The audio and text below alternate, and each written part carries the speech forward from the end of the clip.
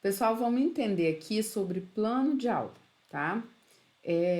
Eu poderia mostrar um modelo para vocês, enfim. Só que o que acontece quando eu mostro um modelo? Eu fecho um padrão e não existe esse padrão. Existem alguns critérios para formar esse documento, esse produto, né, que o professor usa todos os dias. Só que para chegar no plano de aula, a gente tem que entender algumas coisas. Veja bem, o plano de ensino, aliás, o plano de aula, ele é diferente do plano de ensino e a gente nunca pode esquecer disso. Você precisa entender isso. Não esqueça disso em momento nenhum, tá? E esse plano de ensino, ele pode ser chamado de planejamento de ensino e ele pode ser chamado de plano anual. Combinado? O plano de aula, ele é um planejamento que se faz para cada aula a ser trabalhada. Então, cada aula que a gente vai fazer, a gente tem que fazer um plano de aula. Só que não é um plano de aula de qualquer jeito. Esse plano de aula, ele tem que ser baseado no plano de ensino. Esse aqui puxa para esse. A gente vai ver mais adiante aqui. E o plano de ensino, ele é um planejamento que se faz no início do ano letivo, preferencialmente antes dele iniciar. Mas acontece de fazer ali no início, já começando as aulas. Por que, que tem que ser feito antes? Porque ele é um planejamento de tudo que vai acontecer durante o ano, em questão de conteúdo, da trajetória mesmo ali de conteúdos do plano de aula, tá? Dos planos de aula.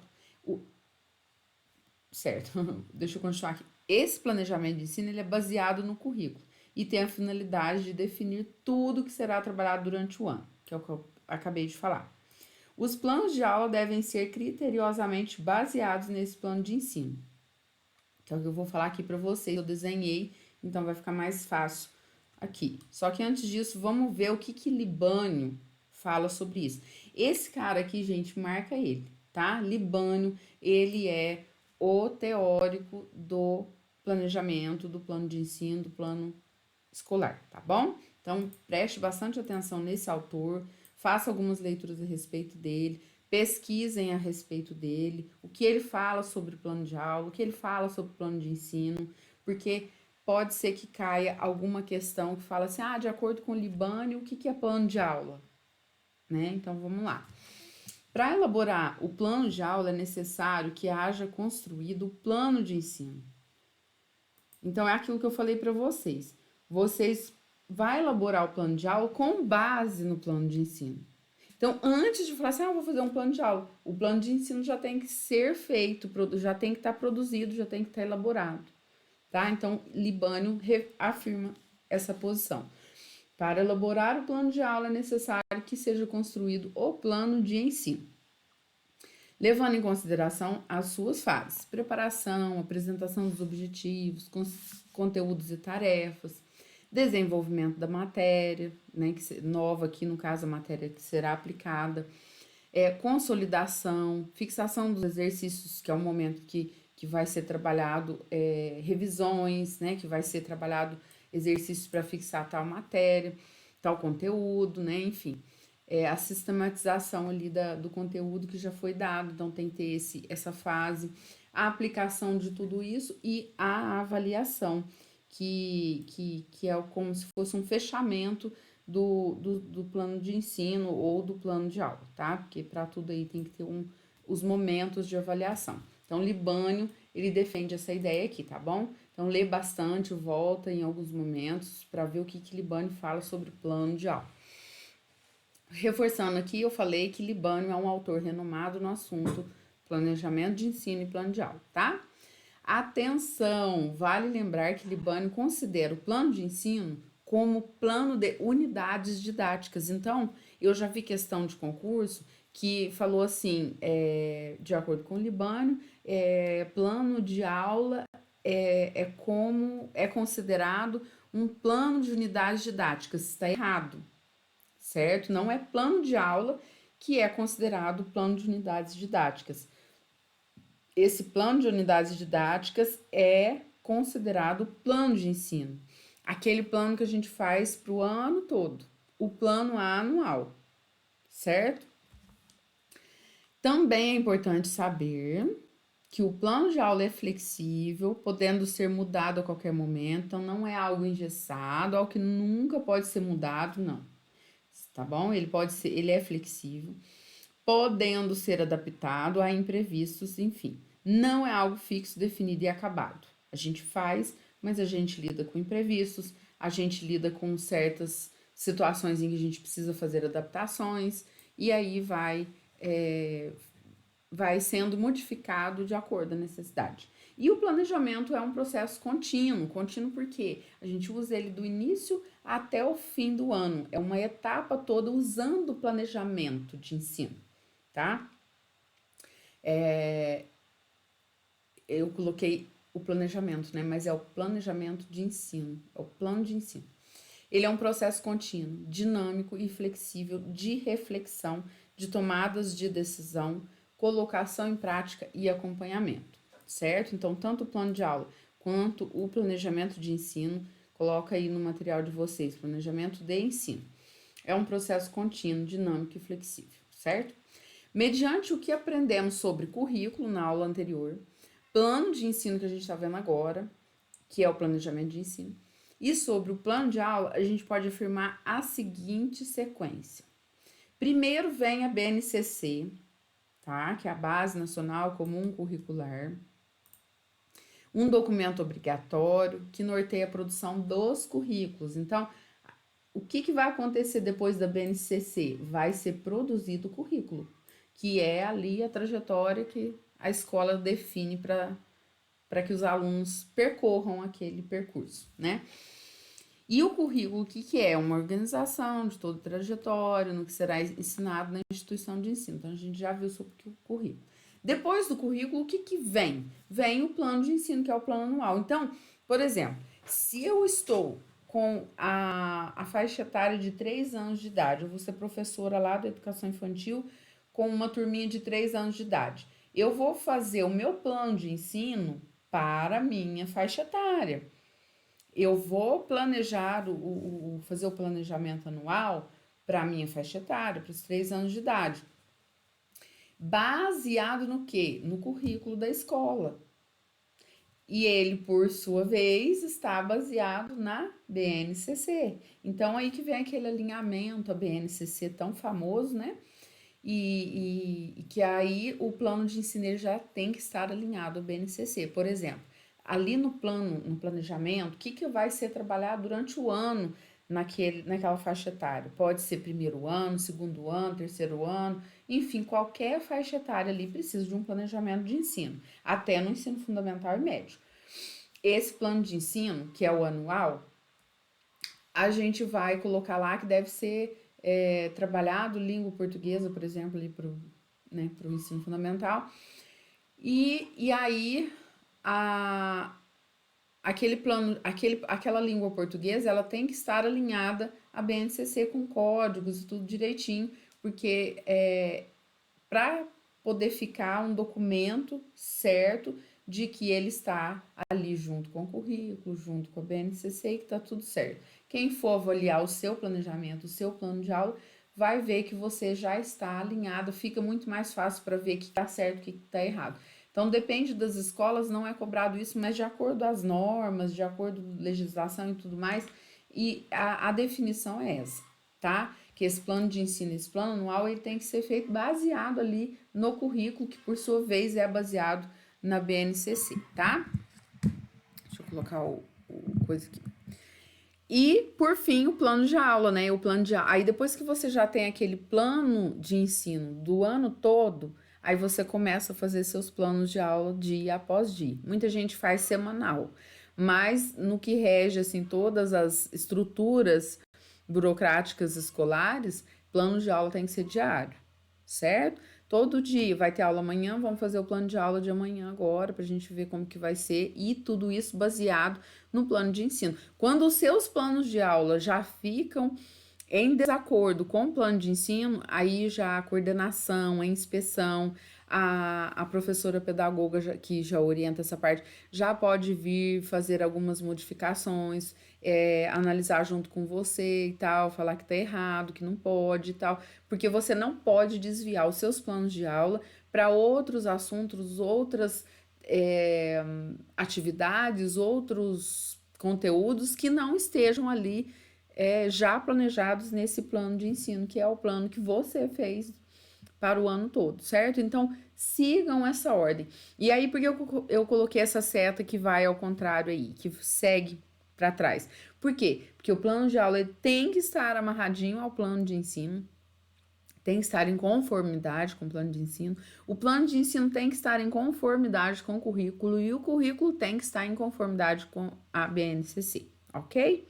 Porque a BNCC é um documento do MEC e já está todas as orientações ali previstas para que seja dada ali no finalmente, no plano de aula, junto com os alunos, o que rege o documento, tá bom? Então é nessa organização aqui que a gente vai trabalhar todos esses quesitos aqui. Então, nos editais para os concursos, fala que você tem que aprender, você tem que estudar sobre o BNCC, você tem que estudar sobre o currículo, tá?